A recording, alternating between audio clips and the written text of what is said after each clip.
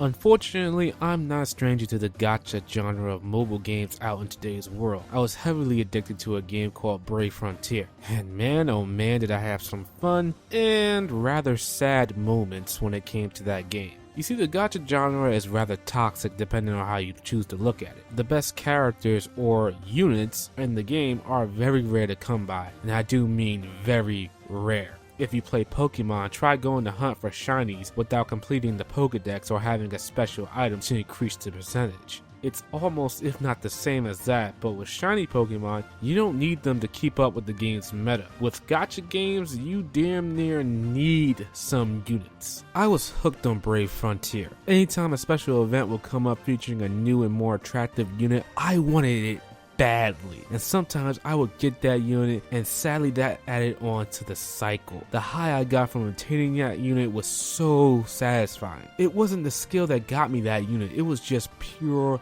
luck based, and yet I was still satisfied to a point where I had to set aside a little bit of money from my paycheck to go into paying for in-game currency so I could have a shot at getting those units. It was bad, guys. I spent well over $100 on Brave Frontier in my 6 to 8 months playing the game. Well, maybe $100 isn't that much compared to some people out there. In Japan, a person spent the equivalent of $6,000 to get a certain unit in the popular Grand Blue Fantasy game. Let that sink in. $6,000. My God. And I stopped playing Brave Frontier when I had a clear realization. There is no end game. New units come out, they're shiny, attractive, powerful. After a couple of weeks, maybe a month later, those units that I was begging to get are now outclassed by even more shiny, more attractive, and more powerful units that are just as rare to get. And the cycle, it just keeps going. These games can be a bit insane when it comes to that, but I did say it was toxic depending on how you look at it. And being an adult with responsibilities, I just say this: it's your money. Do whatever you want with it. If you're enjoying yourself, that is what matters, and the companies that make the game will make money off of your enjoyment, even if it's a clearly vicious and damn clever way for those companies to make money. Anyway, I'm over 2 minutes in here and I started ranting before I even got to Fire Emblem Heroes. That's because Fire Emblem Heroes doesn't have it just yet, but it will have that endless cycle. So of course, Fire Emblem Heroes is a Fire Emblem game on the go. You could call it Fire Emblem Lite.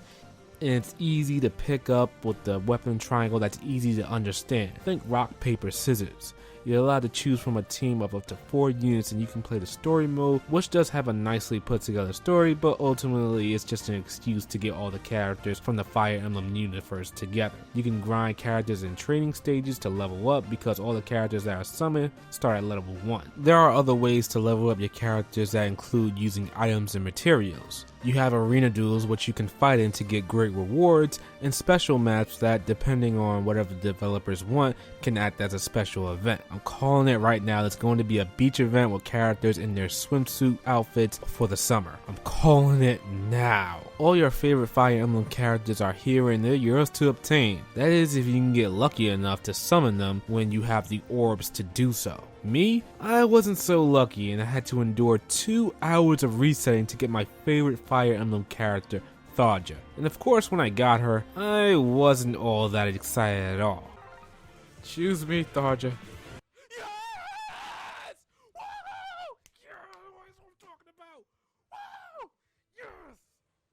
Yes! Oh, yes! Oh, God. Yeah, I didn't get too excited. Moving on.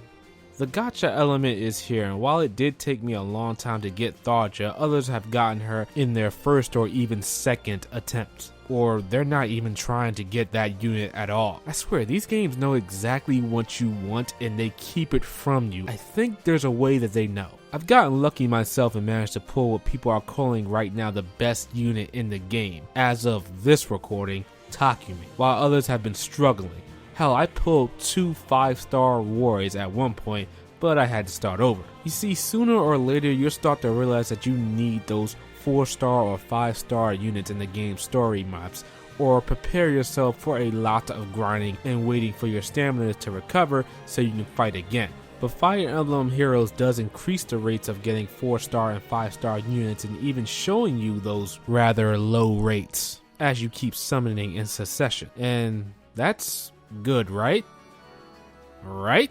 So how does Fire Emblem Heroes function as a mobile game when you're out and about and you just want to take out your phone real quick to pass the time? Does it work out well? Yes it does. Over the past couple of days I've been going out and pulling out my phone to play Fire Emblem Heroes in quick bursts. Having only 4 units to use and the AI opponent only having 4 or 5 units is the perfect quick easy setup for a Fire Emblem game on your phone. I think Heroes shines the most with its graphics, its nicely drawn chibi art style. In battle is nice to watch, and I would probably love it if the mainline Fire Emblem games had this sort of look in battle, except not chibi, but think along the lines of the new Guilty Gear and BlazBlue games. BlazBlue, I don't know how to pronounce it. Oh man, that would be so awesome. The artwork for each unit varies since they use different artists for some units, and it all looks great. And of course, it's a great incentive to get the characters just based on how their artwork looks. So wrapping up this review, Fire Emblem Heroes as of this recording is in its early stages, so you can expect more story maps to be released. Special maps, which I mentioned earlier, will feature a beach summer event at some point. The game has been data mined, so you can see that there's Christmas themed versions of the characters, and expect the same characters but in different classes, like Chrome being a Great Lord,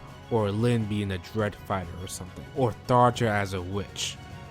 Man, Tharja as a witch, I better stock up on my orbs now. The game's meta will change, and while the best units in the game are the best now, they will be outclassed by new units in the game's life cycle. And we will probably see 6 or even 7-star units sometime down the line. So right now, I give Fire Emblem Heroes a B rank. It's a nice game to pick up and play, and the artwork and character design and the battle art is awesome to look at. But it is a gacha game at its core. One of the hidden gacha tactics that this game has is not being able to position your units before the start of a battle. There were many battles where I could have won the first time around had I been able to position my units before the start of the battle, like you can do in Fire Emblem Awakening and Fates. It's just a scumbag move or a clever move made by the developers to get you to waste your stamina, and it works. And again, as a gacha game, you'll need luck or to spend money to get some useful units. I'm in no position to judge anyone, so if you like this game and you want to spend money on it, go ahead. As I said before, it's your money, do whatever makes you happy. Unless of course you can't pay your bills. At that point, you should stop and seek help.